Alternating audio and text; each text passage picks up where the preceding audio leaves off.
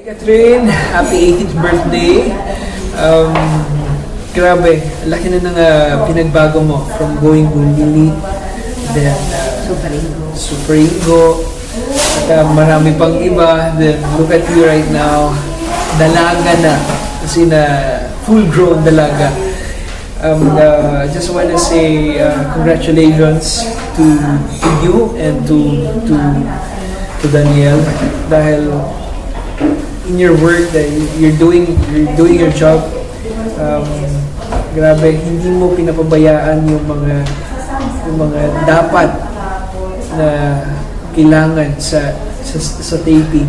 At tutuwa ako dahil grabe, you're a very successful actress right now, teen actress. Sana makakatrabaho. Ayun, and I hope to work with you soon.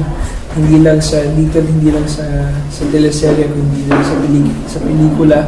Yes. At ayun, gusto ko pagbutihin mo parate dahil sa dami ng mga sumusuporta sa iyo at ninyo ni Daniel. Grabe lang. Yun lang masasabi ko. Mahal na mahal kayo nila.